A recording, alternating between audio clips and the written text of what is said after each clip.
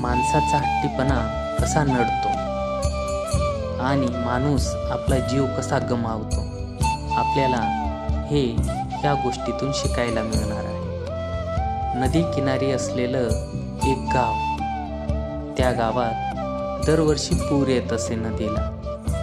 पण ह्या वर्षी जो पाऊस झाला तर पावसाचं पाणी पूर्ण गावामध्ये शिरत होतं. मग गावाच्या सरपंचाने ठरवलं की आपण सर्व लोकांना डोंगर माथ्यावर घेऊन जायचं. मग संपूर्ण गाव हे डोंगर माथ्यावर जमा झालं. पण त्या गावात असलेला मंदिरचा पुजारी हा मंदिरातच थांबला. त्याने येण्यास नकार दिला. संपूर्ण गाव डोंगर माथ्यावर जमा झालं. मग सर्वजण विचार करू लागले की मंदिराचा पुजारी अजून गावातच आहे, मग त्याला बोलवायला कोण जाणार. मग त्यापैकी एक त्याचा मित्र हा बोलवायला गेला. मग बोलवायला गेल्यानंतर पुन्हा त्या पुजारीने येण्यास नकार दिला.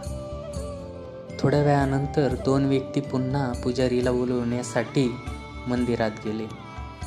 मंदिरात गेल्यानंतर पुजारीने येण्यास पुन्हा नकार दिला. गावातील सरपंचने विचार केला की आता मलाच जावे लागेल. मग गावाचा सरपंच बोलवण्यासाठी गेला आणि पुन्हा मंदिराच्या पुजारीने येण्यास नकार दिला. मग सरपंच पुन्हा डोंगर माथ्यावरती येऊन उभा राहिला आणि थोड्या वेळानंतर नदीचा पूर हे गावात शिरू लागले व त्यामध्ये पूर्ण मंदिर बुडाले आणि पुजारीचा मृत्यू झाला. मग मृत्यू झाल्यानंतर पुजारी स्वर्ग आणि नरकच्या दारात येऊन उभा राहिला.